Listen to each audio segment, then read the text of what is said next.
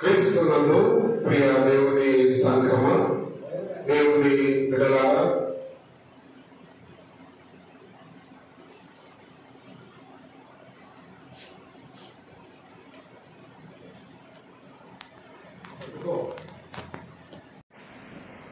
క్రీస్తునందు ప్రియ దేవుని సంఘమ, దేవుని బిడ్డలారా, ఈ ఉదయకాల సమయంలో మన రక్షకుడు ప్రభు అయిన యేసుక్రీస్తు నామములో మీ అందరికీ నా హృదయపూర్వక వందనాలు తెలియజేస్తూ ఉన్నాను.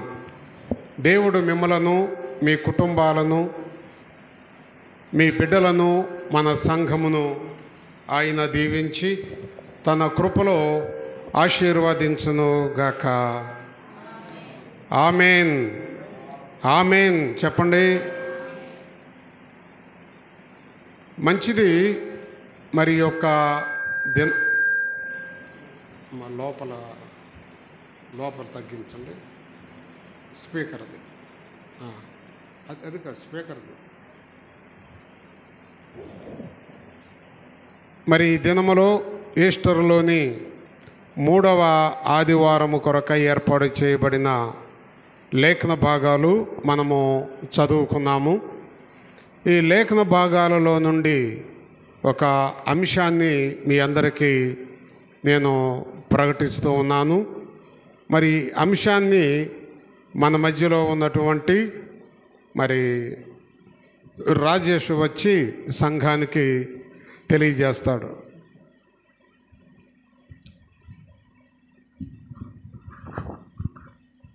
వారి విశ్వాసము బలపరచుట. మంచిది.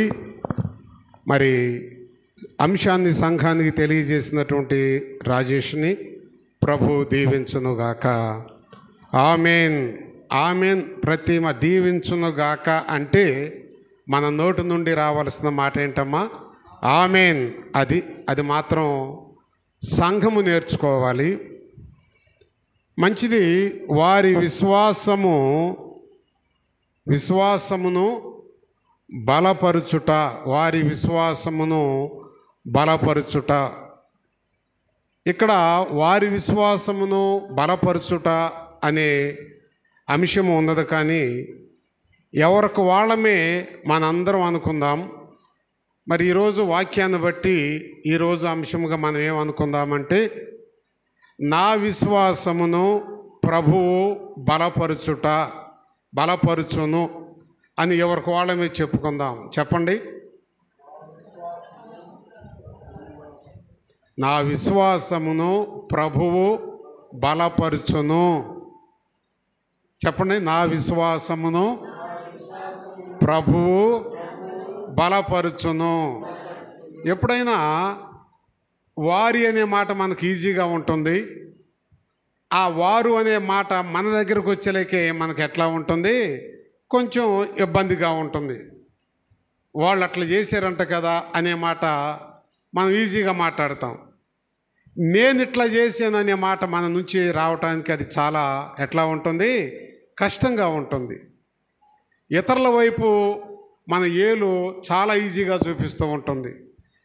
అదే ఏలు మన వైపు చూపించటానికి చాలా కష్టపడుతూ ఉంటుంది. కనుక ఎప్పుడు కూడా ఆనాటి ఇశ్రాయేలీయులు, ఆనాటి అపోస్తలులు, వారిని గురించి ఆత్మదేవుడు చేసిన కార్యాలను గ్రంథములో ఉన్నది కాబట్టి అదే మనము వారు అనేది మనం ఆలోచించకుండా ఆ మాటలు వచ్చినప్పుడల్లా కూడా నేను, నన్ను అనే అంశంలోనికి మనము వచ్చినప్పుడు తప్పకుండా వారి జీవితంలో చేసిన కార్యము దేవుడు మన జీవితంలో చేస్తూ ఉంటాడు.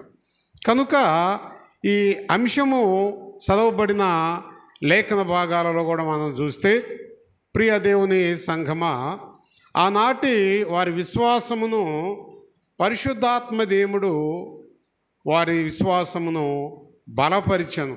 ఎప్పుడు కూడా శరీరానికి బలం అనేది చాలా అవసరం.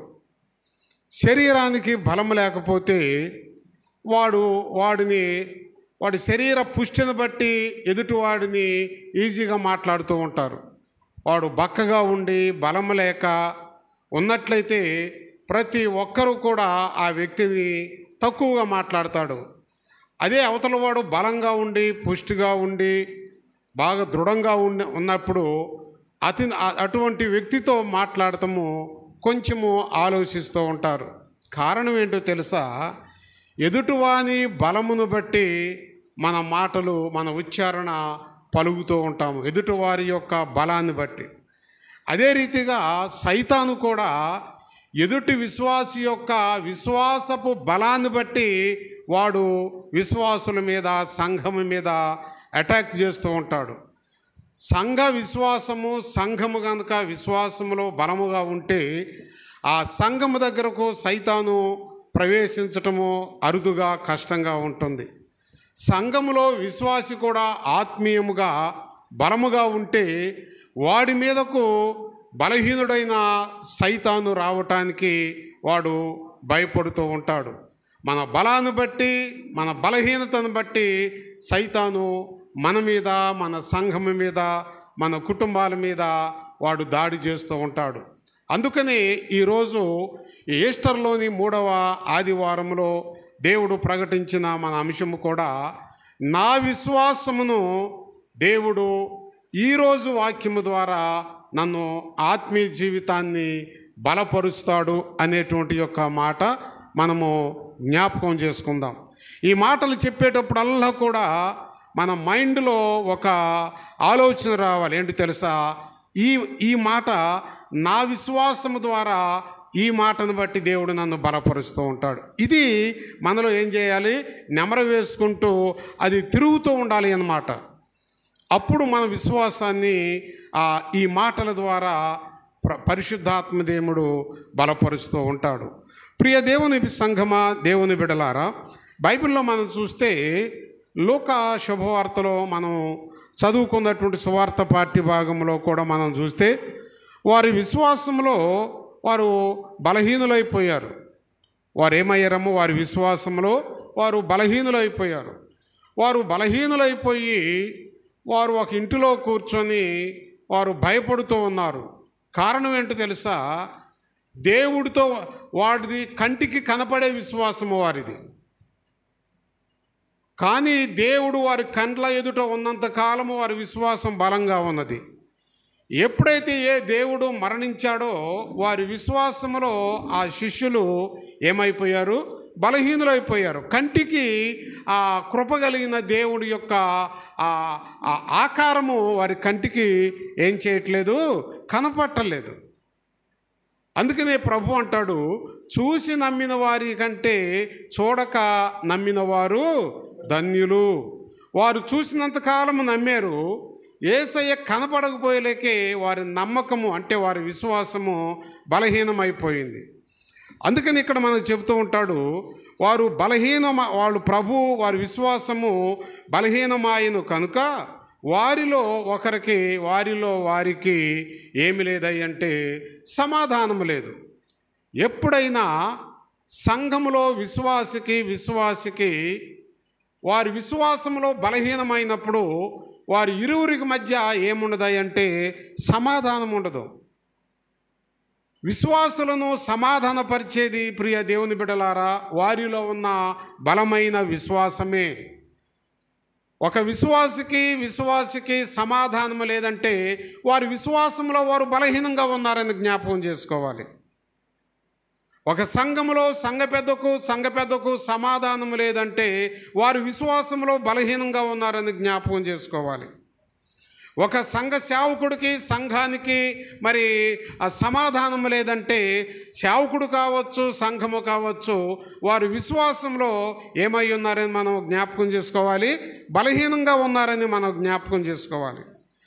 ఈ బలహీనంగా ఉన్నటువంటి యొక్క బలహీనమైన విశ్వాసాన్ని బలపరిచేది దేవుని యొక్క పరిశుద్ధాత్మ, దేవుని యొక్క వాక్యము. ఎప్పుడైతే విశ్వాసుల మధ్య వారి విశ్వాసంలో బలంగా ఉంటారో ఆ సంఘములో ఏముంటుందో తెలుసమ్మా? సమాధానం ఉంటుంది. ఆ సంఘములో ఏముంటుంది? సమాధానం ఉంటుంది. సమాధానం ఎక్కడ ఉంటుందంటే బలమైన విశ్వాసము దగ్గరే సమాధానం ఉంటుంది. భార్యాభర్తలు మందిరానికి వస్తున్నారు, వారిలో కనుక విశ్వాసము బలహీనమైనట్లయితే వారి ఇద్దరిలో కూడా సమాధానం ఉండదన్నమాట. ఇరుగు పొరుగు వారు అంటూ ఉంటారు, వీళ్ళిద్దరు ఇందాకే కదా చర్చికి వెళ్ళి వచ్చింది, ఏంటి దెబ్బలాడుకుంటున్నారు. కారణం ఏంటంటే అక్కడ ఆ ఇష్యూ రావడానికి కారణం ఏంటంటే వారి ఇద్దరిలో కూడా విశ్వాసము ఏమై ఉన్నది, బలహీన స్థితిలో ఉన్నది.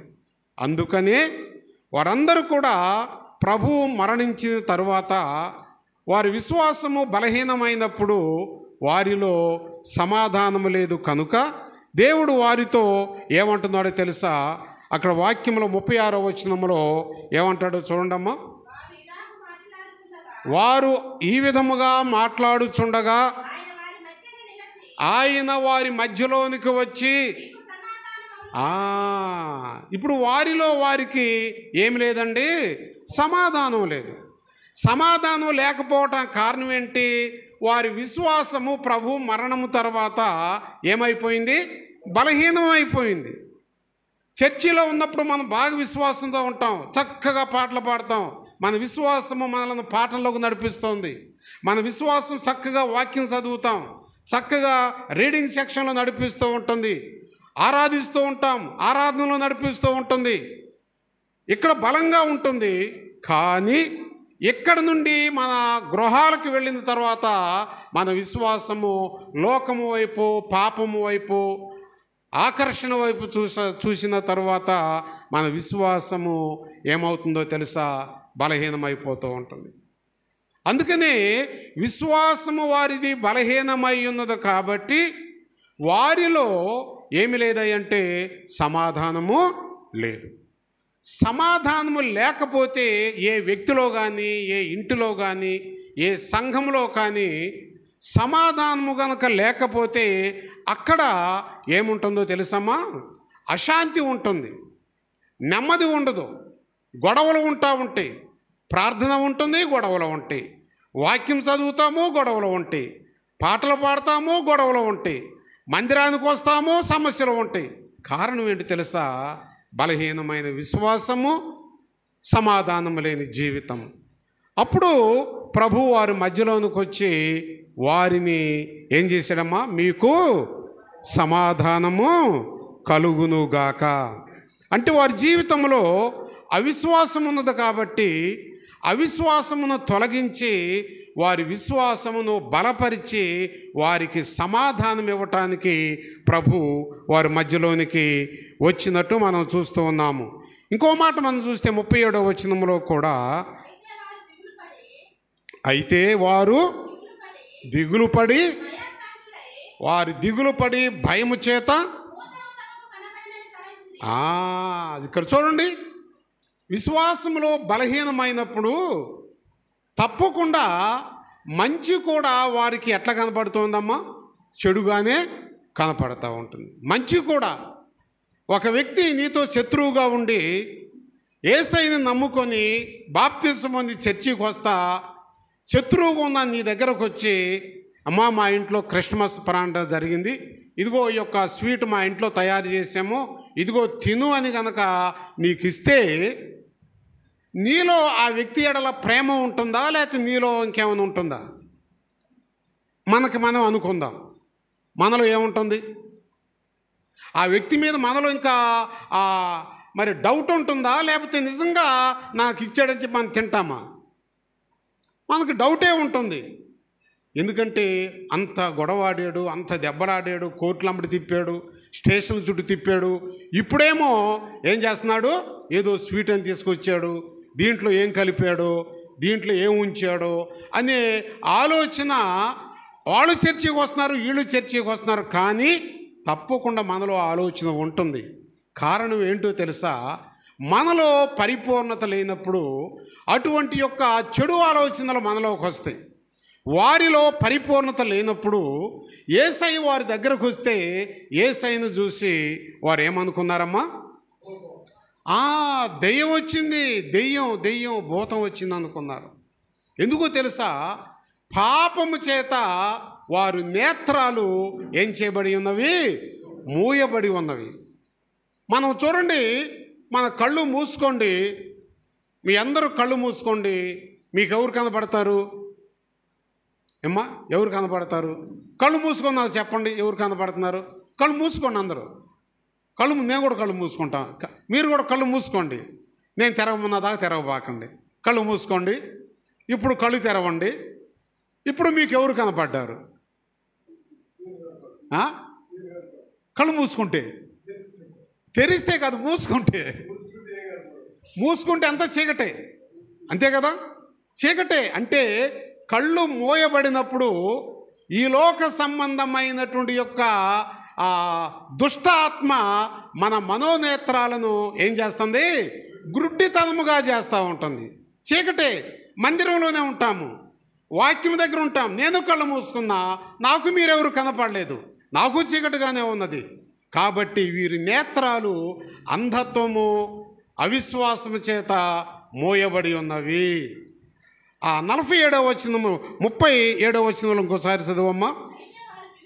అయితే వారు దిగులు పడి భయము చేత భూతము తమకు కనపడినని తలంచిరి. ఎవరికి వాళ్ళు అనుకున్నారు, రే నీకు కనపడుతుందా? ఎవరు తెల్లగా కనపడుతుంది కిందకి పైకి. రే పేతురు నీకు? నాకు అట్టే కనపడుతుంది, కళ్ళు మూసుకో, ఎందుకైనా మంచిది. అరే యోహాను నీకురా? నాకు కనపడుతుంది. ఎవరికి వాళ్ళమే భూతంగా చూడటము, కళ్ళు మూసుకోవటము. వారిలో ఏం స్టార్ట్ అయిందో తెలుసా? భయము. ప్రియ దేవుని సంఘమా, వారి భయాన్ని తొలగించి, వారిలో ఉన్న అవిశ్వాసాన్ని తొలగించి, వారి విశ్వాసాన్ని బలపరిచి, వారిని సమాధానముతో నింపటానికి దేవుడు వారికి ఏదో వారిలో ఉన్న అవిశ్వాసాన్ని తొలగించాలి. కాబట్టి దేవుడు ఏమన్నాడు తెలుసా వారితో? మీరు ఎందుకు భయపడతారు?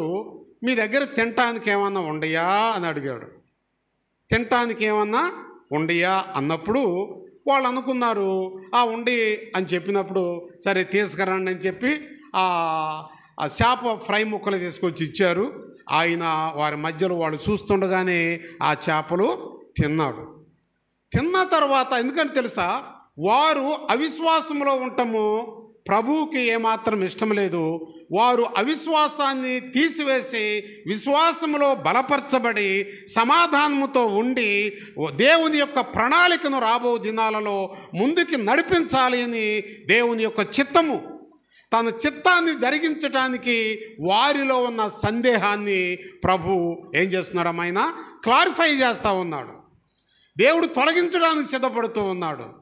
నిజమే ప్రియ దేవుని బిడ్డలారా, మనలో ఏ సందేహం ఉన్నా, మనలో ఏ డౌట్ ఉన్నా, మనలో ఎలాంటి ఈ యొక్క వాక్యం ఎడల సరైన అవగాహన లేమితో మనం ఉన్నా, తప్పకుండా మనము సేవకుడు ద్వారా, తెలిసిన వారి ద్వారా కూడా దానిని మనము క్లారిఫై చేసుకొని మనము మన విశ్వాసాన్ని బలపరుచుకోవటం అనేది చాలా అవసరము.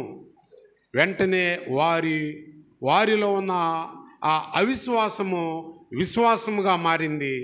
మారటమే కాదు కానీ ఆ విశ్వాసము దేవుని యొక్క ప్రత్యక్షతను బట్టి బలపరుచుకున్నారు. బలపరుచుకోవటమే కాదు కానీ వారి బలమ కలిగిన విశ్వాసము ద్వారా వారిలో ఒకరికి ఏం జరిగిందమ్మా? సమాధానముతో వారు ఉన్నారు. ఈయన నిజముగా యేసయ్య అని చెప్పి వారందరూ కూడా దెయ్యము అని అన్నవాళ్ళు ఇప్పుడు ఏమంటున్నారు? ఆయన చూసి ఆయన ప్రభు దేవుని కుమారుడు యేసయ్యని విశ్వాసం ఉంచారు. ఎప్పుడు కూడా మన యొక్క అవిశ్వాసాన్ని, మన డౌట్ని క్లారిఫై చేసేది ఏదో తెలుసా? దేవుని యొక్క వాక్యమే. మన కుటుంబంలో, మన విశ్వాసంలో, మన ఆత్మీయ జీవితంలో ఏ సమస్య వచ్చినా బైబిల్ దగ్గరకు వచ్చి ఆ బైబిల్లో ఉన్న దేవుని మాటల ద్వారా ఆ దేవుని మాటలే మనకు సమాధానము ఇస్తూ ఉంటాయి. ప్రియ దేవుని సంఘమా, దేవుని బిడలారా, వారి విశ్వాసమునందు వారి నమ్మిక పుట్టించిన తర్వాత మీరు చదువుకోండి. అక్కడ 24వ అధ్యాయము 40 నుండి 42 వచనాల వరకు వారి విశ్వాసాన్ని బలపరచడానికి, నమ్మకము పుట్టించడానికి, వారికి సమాధానము కలుగు చేయటానికి దేవుడు ఎటువంటి కార్యాలు చేశాడో అక్కడ మనకి తెలియజేస్తూ ఉన్నది. మరి చదవండి లేత ఒకసారి ఆ మాట 40వ వచనము నుండి 42వ వచనము వరకు. ఆయన చేపలను, ఆయన చేతులను, పాదములను.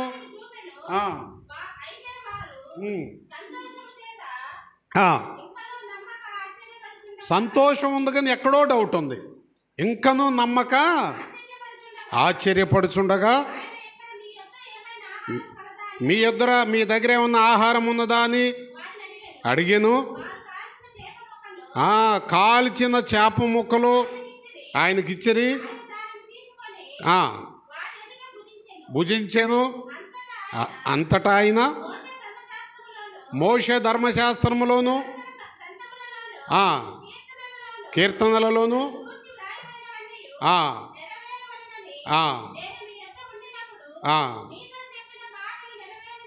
నెరవేరినవని. చూడండి, ఇక్కడ యెషయా చెప్పిన మాటలలో, కీర్తనలో 118వ కీర్తనలో చెప్పిన మాటలలో కూడా ఆయన మాటలు నెరవేరినవని ఆ శిష్యులను యేసయ్య ఎక్కడికి నడిపించాడు అంటే ధర్మశాస్త్రంలోకి నడిపించాడు. మీరు ధర్మశాస్త్రం చదవలేదా? యెషయా ఏం చెప్పాడో తెలియదా? కీర్తనకారుడు 118వ కీర్తనలో ఏం చెప్పాడో మీకు తెలియదా?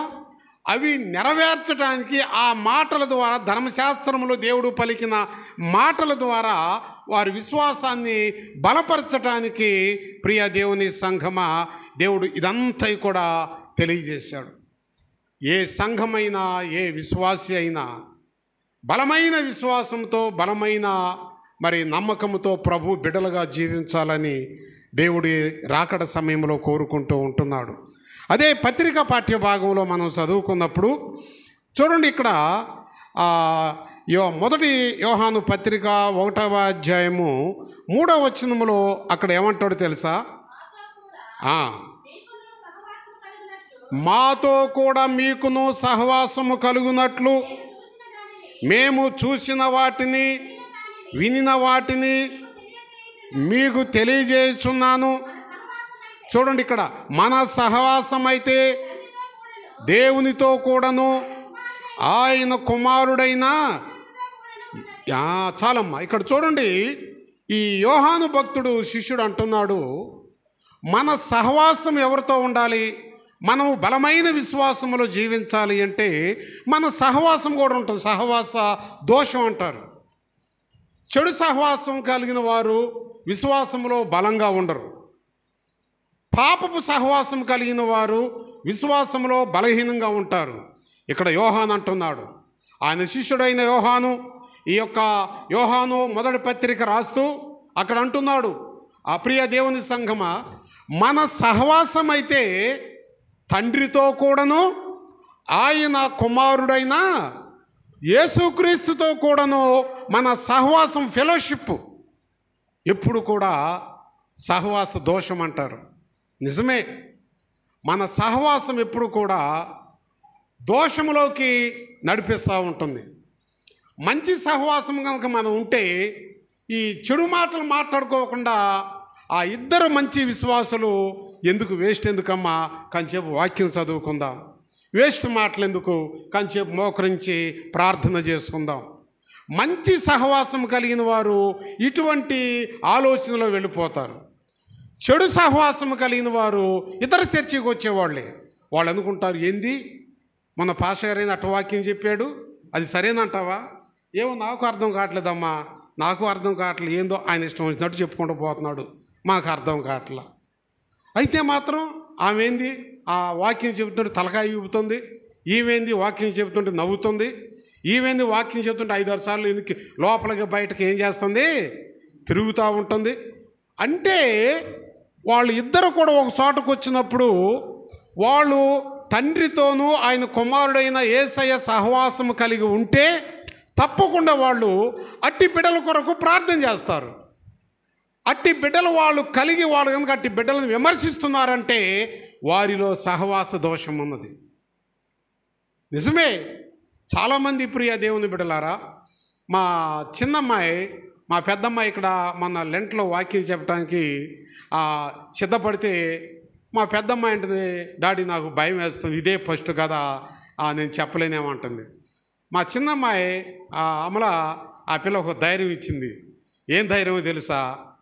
ఆ చిన్ని, నువ్వు ఎవరి వైపు చూడొద్దు, ఆ రూతమ్మ వైపు చూస్తా ఆ వాక్యం చెప్పు అంటుంది. ఎందుకంటే ఆమె ఫేస్ కట్, ఆమె ముఖం కవళికల వైపు చూసినప్పుడు ఆ ఎక్స్పీరియన్స్ మంచి, ఇక్కడ మనిషికి బలాన్ని ఇచ్చేటట్టు ఉంటుంది చిన్ని. కాబట్టి మన రూతమ్మ వైపు చూస్తావా? నిజంగా కొంతమంది దేవుని యొక్క మందిరంలో కొంతమంది ముఖాలు చూస్తే ఆ వాక్యంని ఎంత రిసీవ్ చేసుకుంటున్నారో చెప్పేవాళ్ళకి అర్థమవుతూ ఉంటుంది. కొంతమంది ముఖాల వైపు వాక్యం చదువుకుంటే చూస్తూ ఉంటే చెప్తా వాడి ముఖాలు ఏమనిపిస్తుందో తెలుసా? ఈయన ఎప్పుడు ముగిస్తాడనిపించింది. ఆ ముఖం కనిపెడతా ఉంటుంది.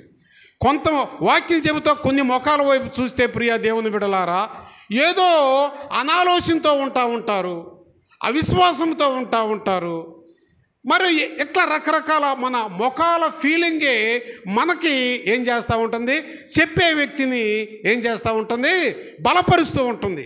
అందుకే మన బిడ్డలు ఎవరు వాక్యం చెబుతున్నా నేను ముందుగా మీతో ఒక మాట అంటాను. అమ్మ, బిడ్డలు వాక్యం చెప్పేటప్పుడు మీ అందరూ కూడా ఆ బిడ్డల కొరకు ప్రార్థన చేసుకుంటూ వాక్యము వినండి అని నేను చెప్తాను. బిడ్డల ముఖాల వైపు చూసినప్పుడు చెప్పే వ్యక్తిలో పరిశుద్ధాత్మ దేవుని యొక్క నడిపింపు వస్తూ ఉంటుంది. కనుక ప్రియ దేవుని బిడ్డలారా, ఈ మాటలు మనం చదువుకున్నప్పుడు ఇక్కడ చెబుతూ ఉంటున్నాడు, వారి సహవాసం అయితే తండ్రితో కూడాను ఆయన కుమారుడైనటువంటి యేసుక్రీస్తుతో కూడా మన సహవాసం ఉన్నప్పుడు మన విశ్వాసము ఏమై ఉంటుంది? బలమైన విశ్వాసముగా ఉంటుంది. యేసయ్య సహవాసం మనం కలిగినప్పుడు మన విశ్వాసము బలంగా ఉంటుంది. ఇంకో మాట మనం చూసుకుంటే అదే పత్రికా పాఠ్య భాగంలో కూడా 1వ అధ్యాయము 8వ వచనంలో చూడండి, మనము పాపము లేని వారమని చెప్పుకొనిన ఎడల, ఇక్కడ చూడండి, అవిశ్వాసము కలవారు నేను పరిశుద్ధుడను అని చెప్పుకుంటూ ఉంటాం. విమర్శించేవారు ఎప్పుడు కూడా అంతే. ఎప్పుడో తెలుసా? విమర్శ అనేది అవసరం, సద్విమర్శ కావాలి. విమర్శ లేకపోతే సేవకుడు సరైన మార్గంలో నడవలేడు. సంఘ విమర్శ కావాలి సేవకుడికి. ఎందుకో తెలుసా? అది సద్విమర్శ, మంచి విమర్శ అయి ఉండాలి. విమర్శ లేకపోతే సేవకుడు నోటి నుండి సంఘానికి ఒక విమర్శాత్మకమైనటువంటి యొక్క విమర్శ సంఘానికి కావాలి. ఆ సేవకుడు నోటి నుండి ఏ విమర్శో తెలుసు? అది మంచి విమర్శ అయి ఉండాలి. వారి జీవితాలను సరి చేసుకునే విమర్శ. మనసులో ఫలానా రామారావు గారిని పెట్టుకొని ఇక ఆయన్నే పెట్టుకొని వాక్యాలు, ఆయనకు సంబంధించిన వాక్యాలన్నీ మూట కట్టుకొని ఆయన మీదే వేస్తూ ఉంటే ఆ విమర్శ ఆ వ్యక్తిని విసుగు పుట్టించి చివరికి మందిరానికి నేను సమాధానం కోసం వెళితే నన్ను సేవకుడు విమర్శిస్తున్నాడు అని చెప్పి దేవుని మందిరానికి రాకుండా చేసే విమర్శగా ఉండకూడదు. సద్విమర్శ ఉండాలి. సంఘము కూడా సేవకుడు విమర్శించాలి. నేను మీ ఇళ్ళకు వచ్చినప్పుడు అదే చెప్తా, ఇతరుల గురించి మీరు నాతో చెప్పబాకండి. ఇతరుల గురించి నాతో మీరు వారి మాటలు నాకు వద్దు. మీకు ఏదైనా నాలో ఉన్న లోపం ఉంటే సండే స్కూల్ పిల్లలు కూడా చెప్పండి, నేను స్వీకరిస్తా మంచి విమర్శను. మీ కుటుంబాల యొక్క క్షేమాన్ని గురించి చెప్పండి, మీ ఇంటిలో నేను ప్రార్థన చేస్తాను. అంతేకాని నాలో ఉన్న లోటుని తెలియజేయకుండా, మీలో ఉన్న లోటుని మీరు తెలుపుకోకుండా, మీ గృహాలకు వచ్చిన తర్వాత ఇతరుల గురించి మీరు చెడుగా నాతో మాట్లాడవద్దు, చెప్పవద్దు అని ఎన్నోసార్లు నేను మీకు తెలియజేస్తూనే ఉన్నాను. ప్రియ దేవుని సంఘమా, దేవుని బిడలారా, సద్విమర్శ అనేది మనిషి జీవితాన్ని ఏం చేస్తుందండి? మార్చివేస్తూ ఉంటుంది. అసెంబ్లీలో ప్రతిపక్షాల వాళ్ళు ఏం చేస్తూ ఉంటారండి? అధికార పక్షాన్ని విమర్శలు చేస్తూ ఉంటారు. మంచి విమర్శ అయితే అధికార పక్షం స్వీకరిస్తుంది, దానిని కొనసాగిస్తుంది. అదే కనుక వ్యక్తిగతంగా మరి విమర్శ సరైంది కాకపోతే దానిని అటాక్ చేసి దానిని పక్కకు నెట్టివేస్తాడు స్పీకర్ గారు. మంచి విమర్శ సంఘానికి వాక్యము ద్వారా కావాలి, సేవకుడికి కావాలి. మంచి విమర్శ మనలను బలమైన విశ్వాసములో ఏం చేస్తుందంటే అది మనల్ని నడిపిస్తుంది. ప్రియ దేవుని సంఘమా, దేవుని బిడలారా, అందుకని ఇక్కడ చూడండి ఏమని చెబుతాడు, 8వ వచనంలో చదువమ్మా. మనము పాపము లేని వారమని చెప్పుకొని ఎడల, అది నేను పరిశుద్ధుడను, నేను మంచి వ్యక్తిని, నేను ఎట్లా నేను నేను నేను అని గనక నేను పాపము లేని వాడను. ఈ ఆమోదగిరి పట్టణంలో పాపం అంటే నాకు తెలియదు. వాళ్ళు చర్చికి వెళ్తారు కానీ వారు పాపులు, వారు పాటలు పాడతారు పాపులు, వారు వాక్యం చదువుతారు పాపులు, వారు సందాయిస్తారు పాపులు, ఆరాధిస్తారు పాపులు అని చెప్పుతూ నేను పాపము లేని వాడనని ఎవరైనా చెప్పుకున్నట్లయితే వాని అంత ఘోరమైన పాపి ఈ యొక్క ఆమోదగిరి పట్టణం కాదు, ఈ ప్రపంచంలోనే ఉండడు అన్నమాట.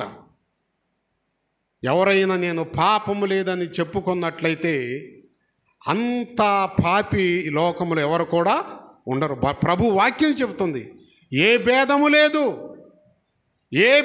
లేదు, అందరూ కూడా ఏం చేశారని చెప్తుందమ్మా, పాపం చేసిన వారే. ఈ స్థలంలో నిలబడి దేవుని వాక్యాన్ని ప్రకటిస్తున్న బర్నబాసు కూడా పాపియే, వాక్యం చెబుతుంది. అయ్యా కాదు, 38 సంవత్సరాల నుంచి నేను సేవ చేస్తున్నాను, ఎన్నో సంఘాలు తిరిగాను, నేను పరిశుద్ధుడను అని గనక ఈ స్థలంలో ఉండి నన్ను నేను ప్రకటించుకుంటే నాకు నేనే నరకాన్ని సిద్ధపాటు చేసుకున్నట్టు. ఎవరైనా పాపులమే. ప్రతి దినము కూడా మన పాపములను ఒప్పుకొనుచు ప్రభు యొక్క కృపాసనం దగ్గర మన పాపాలు ఒప్పుకొనుచు మనము ప్రార్థన చేసుకోవాలి. కనుకనే ఎవరైనా నువ్వు పాపం లేదని చెప్పుకున్నట్లయితే వారి విశ్వాసాన్ని బలహీనపరుచుకున్నట్టని చెబుతూ ఇంకో మాట చెబుతూ ఉంటాడు. అదే 9వ వచనంలో కూడా చూడండి ఏమంటున్నాడమ్మా. ఇదంతా కూడా దేనికంటే బలహీనమైన మన విశ్వాసము నుండి ఈ మాటల ద్వారా మన విశ్వాసమును మనము ఈ యొక్క వాక్యం ద్వారా బలపరుచుకోవటానికి మన అంశం ఇదే. చదువమ్మా. మన పాపములను మనము చదువు తల్లి. అది మన పాపములను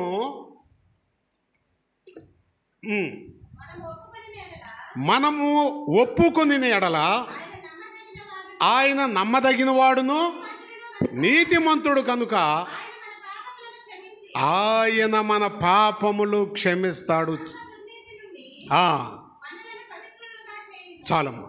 మనలను పవిత్రులుగా చేసేది ఏదయ్యా అంటే మనము పవిత్రులుగా, మన విశ్వాసము పవిత్రమైన విశ్వాసముగా, మనము బలమైన విశ్వాసముగా జీవింపజేసేది ఏదంటే ఏంటమ్మా చెప్పండి.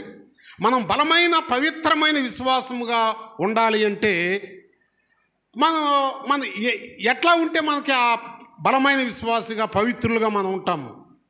మన పాపములను మనము ఒప్పుకొనుట ద్వారా, మన పాపములను మనం ఒప్పుకోవాలి.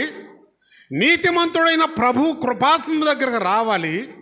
ఆయన రక్తములో మన జీవితము కడగబడాలి.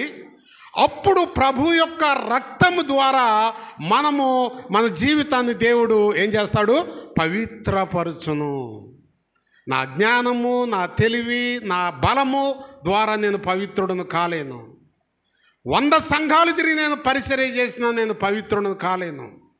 నా పాపమును పరిహరించే శక్తి నా ఒప్పుదలలో ఉంటుంది. నా పాపములను పవిత్రపరిచే శక్తి నా యేసయ్య రక్తములో ఉంటుంది. నా పాపములు ఒప్పుకొని నా యేసయ్య రక్తములో నేను కడగబడినప్పుడు నా యేసయ్య ఎదుట నేను, నా బిడ్డలు పవిత్రులుగా ఉంటాము. ఆ పవిత్రమైన జీవితము బలమైన విశ్వాసముతో, సమాధానముతో ఉంటుందని బైబిలు మనకు చెబుతూ ఉన్నది. ఇదే మనకి అపోస్తుల కార్యగ్రంథములో చూడండి, అక్కడ అంటాడు, పరిశుద్ధాత్మతో వారు నిండిన వారై బలమైన విశ్వాసం కలవారై, ఇక్కడ చూడండి, దేవుడు చేసిన స్వస్థత కార్యములను గూర్చి వారికి ప్రకటించుచున్నారు. బలమైన విశ్వాసం కలవారై, బలమైనటువంటి యొక్క ఆత్మతో నిండిన వారై దేవుడు చేసిన ఆ స్వస్థతను గురించి ఆయన శిష్యులు యెరూషలేము ప్రజలకు ఏం చేస్తున్నాడమ్మా? వాళ్ళు తెలియజేస్తున్నాడు. పేతురు, ఆ శిష్యులందరూ కూడా బలహీనమైన విశ్వాసం కలగవారు, ఏదేనో ఆ గెస్సిమనే తోట నుండి. కానీ ఒక టైం వచ్చేసరికి ఆ బలమైన విశ్వాసము వారిలోకి ఎందుకు వచ్చిందంటే, అక్కడ మనం చూడండి, యెరూషలేము పురవీధుల దగ్గర నిలబడి యేసయ్య దాదాపు 3,000 మందికి ఆయన ప్రసంగం చేసినప్పుడు, ఆ ప్రసంగము ద్వారా పరిశుద్ధాత్మతో వారు నింపబడి ఉన్నారు. ఇంచుమించు 3,000 మంది పరిశుద్ధాత్మ వర్షములో తడువుబడ్డారు. ఆత్మతో నింపబడిన తర్వాత యేసంటే ఎవడో నాకు తెలియదన్న పేతురు ఈ మాట అంటున్నాడు. ఇప్పుడు చదువు తల్లి. పరిశుద్ధాత్మతో నిండిన వాడై ఇట్లా నేను, ప్రజల అధికారులారా, పెద్దలారా, ఆ దుర్బలునికి వాడు దేని వలన స్వస్థత పొందెనో అని మీరందరూ ఏ అంటే మీరు తెలుసుకోవలసింది, మీరు సిలువ వేసినట్టు, మృతులలో నుండి దేవుడు లేపినట్టు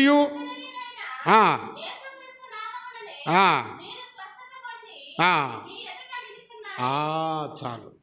ఇక్కడ ఆ కుంటివాడు స్వస్థత పొందిన తర్వాత వీళ్ళందరూ కూడా రకరకాలైన ఎలిగేషన్ చేస్తూ ఉన్నారు శిష్యుల మీద. ఎలిగేషన్, వాడు ఎట్ట బాగుపడ్డాడో చెప్పండి, వాడు ఎట్ట బాగుపడ్డాడో చెప్పండి. పేతురు నువ్వేం చేసావు, యోహాను నువ్వేం చేసావు, 42 ఏళ్ల నుంచి వాడు కుంటాడు, వాడు ఎట్ట బాగుపడ్డాడు, వాడు ఎట్ట లేచాడు, వాడు ఎట్ట తిరుగుతూ ఉన్నాడు, ఆలయంలోకి వెళ్ళాడు, చెప్పండి, మాకు నమ్మకంగా లేదు.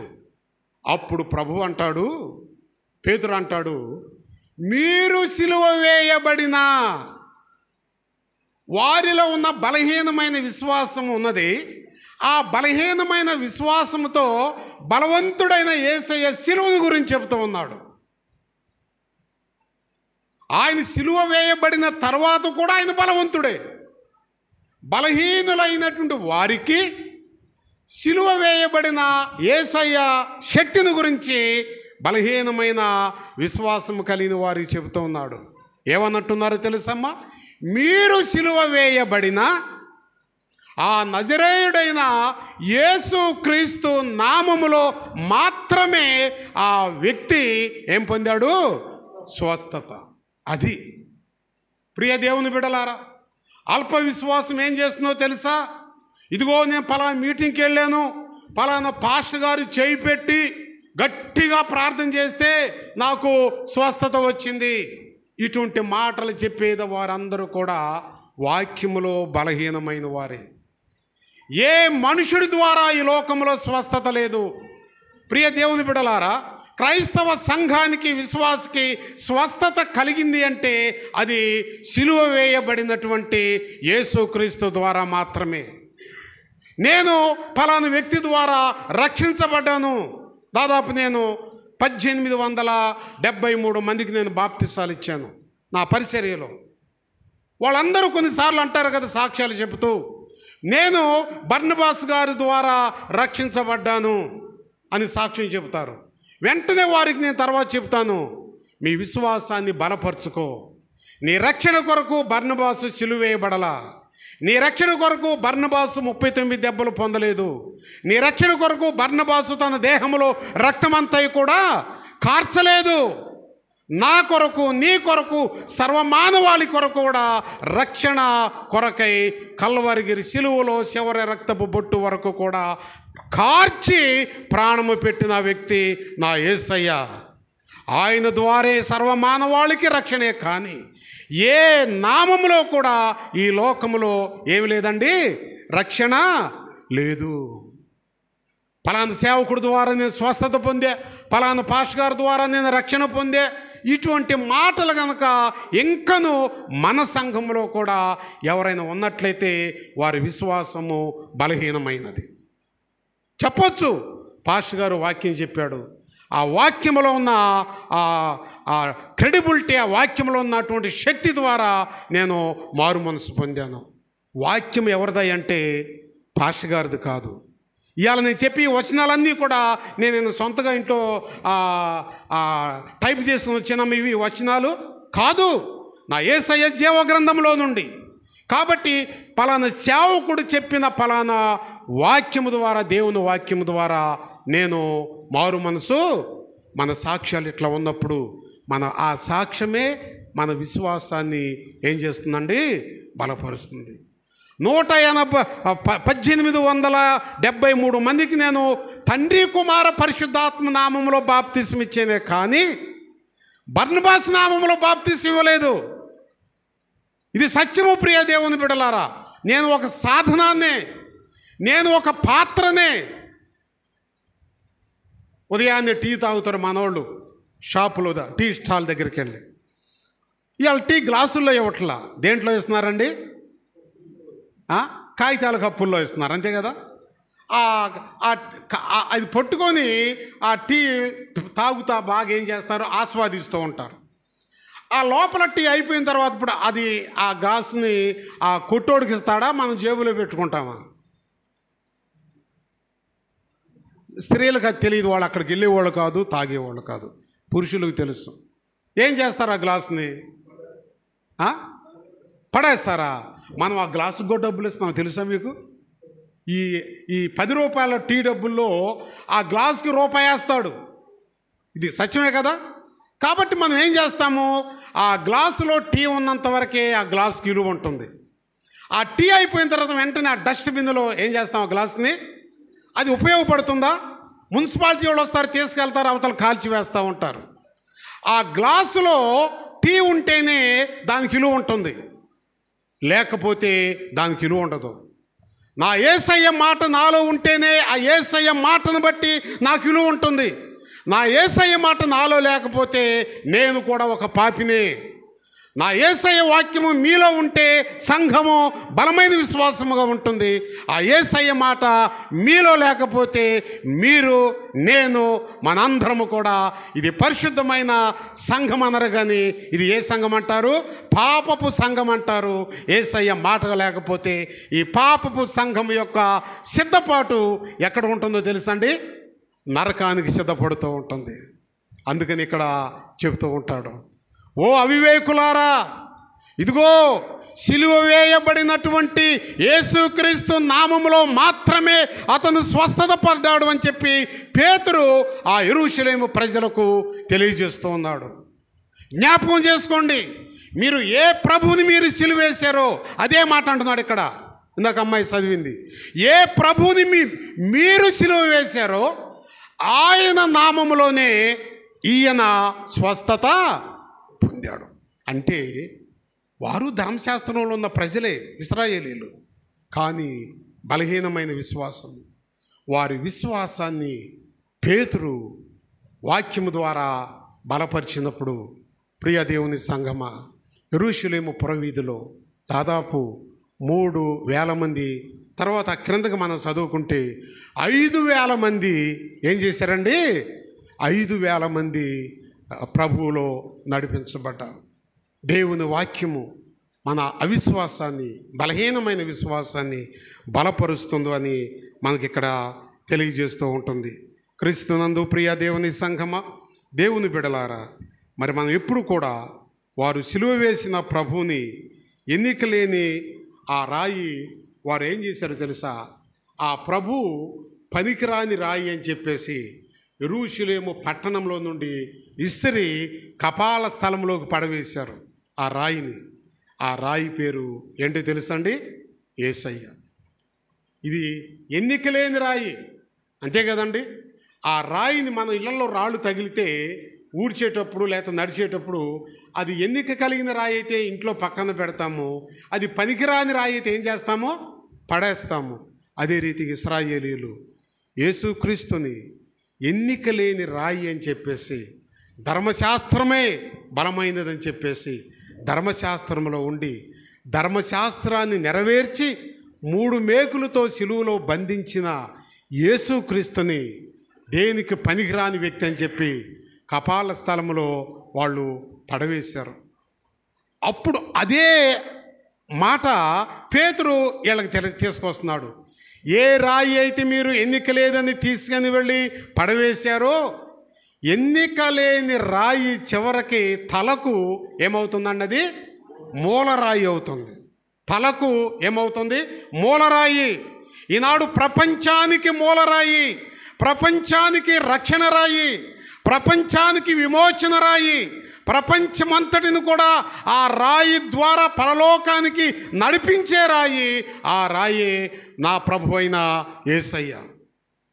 ఒకప్పుడు ఇశ్రాయేలీయులు, ఒకప్పుడు యెరూషలేము వారు ఆ రాయిని కొట్టారు, ఈడ్చారు, తన్నారు, గుద్దారు, తీసుకెళ్ళి ఏం చేశారు? ఊరి వెలుపడ కపాల స్థలంలో పడవేశారు. ఆ రాయి అంతటితో కుదరదని చెప్పి సమాధి చేశారు. ఆ రాయిలో ఉన్న శక్తిని ఆ ప్రజలు గుర్తించలేకపోయారు. ఆ రాయి పాపపు ముళ్ళుని విరిసి, ఆ రాయి సమాధి రాయిని తొలగించి వేసి బ్రద్దలు చేసి, మరణంలో నుండి ఆ రాయి పునరుద్ధానముతో బయటకు వచ్చింది.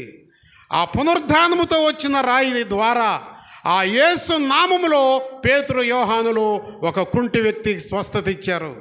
ఆ స్వస్థతను గురించి కూడా విమర్శిస్తుంటే అప్పుడు పేతురు అంటున్నాడు, మీరు సిలువ వేయబడి ఎన్నిక లేకుండా విసిరివేశారే, ఆ రాయి ద్వారా మాత్రమే ఈ వ్యక్తి స్వస్థత పొందాడు. ఎన్నిక లేని రాయి తలకు మూలరాయి అగును. ఆ రాయి మన ప్రభు అయిన యేసుక్రీస్తు. ప్రియ దేవుని బిడ్డలారా, ఆ రాయిని కొన్ని సందర్భాల్లో మనము ప్రక్కన పెడుతూ ఉంటాం. కొన్ని ఆచారాలు వచ్చేలకి ప్రక్కన పెడుతూ ఉంటాం. కొన్ని పరిస్థితులు వచ్చినప్పుడు ఆ రాయిని ప్రక్కన పెడతాం.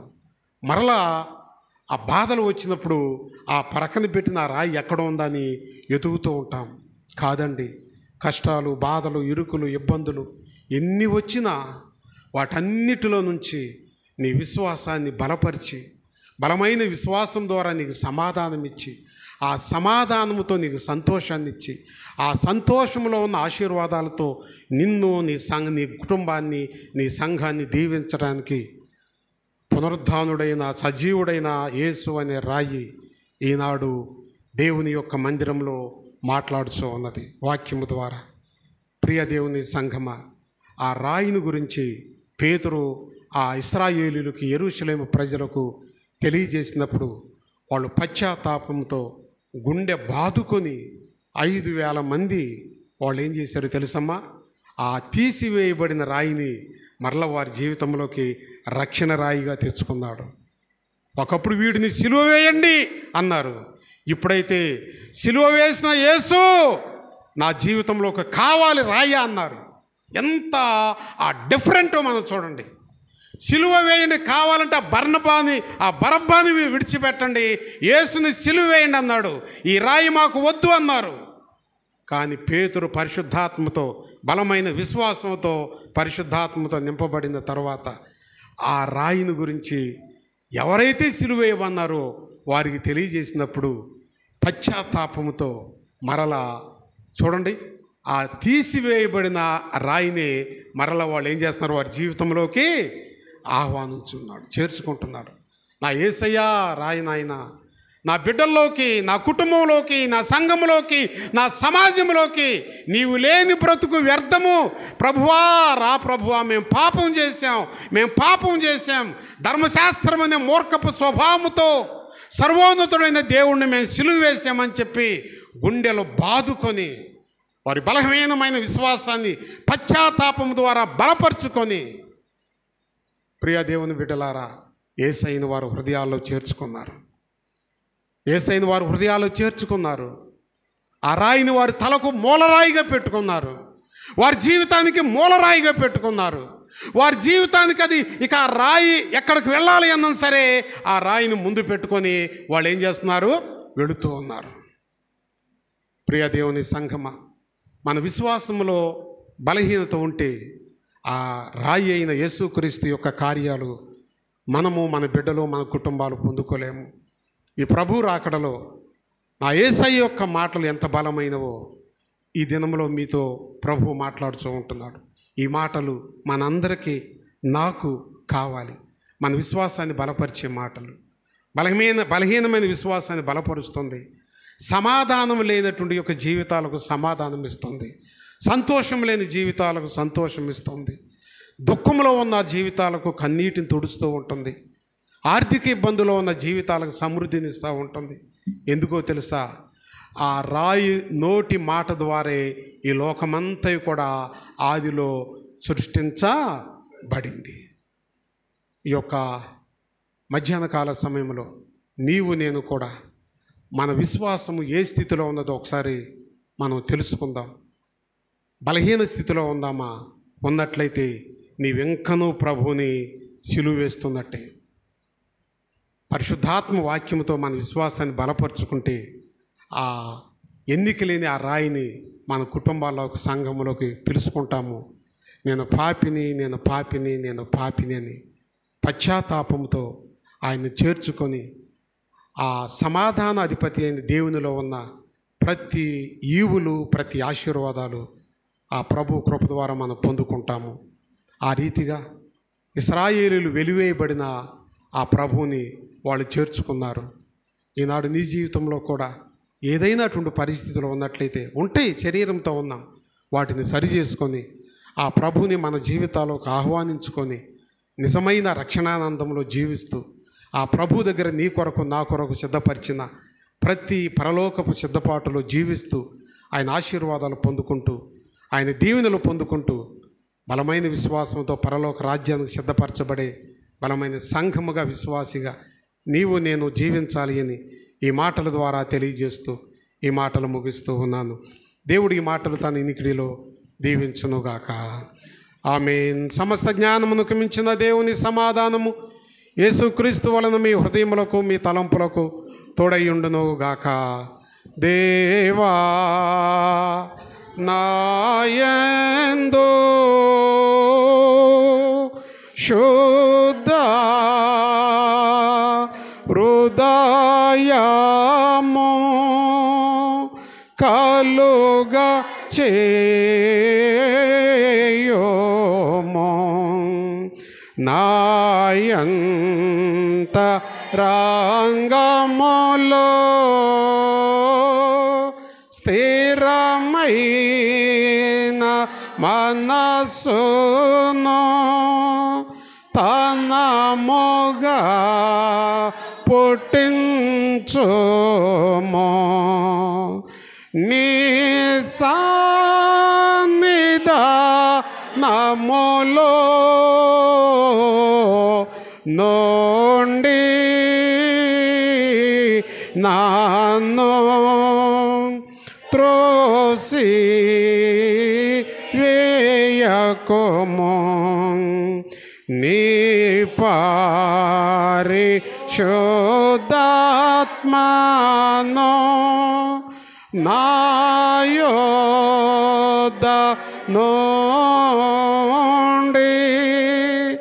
తీసి వేయకుము, నిరాక్షణ నంద మోనా కుమారాలా పుట్టించుము,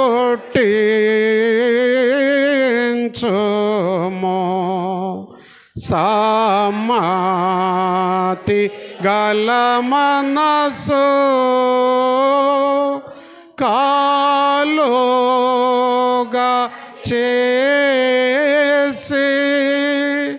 నన్ను దృఢపరచుము.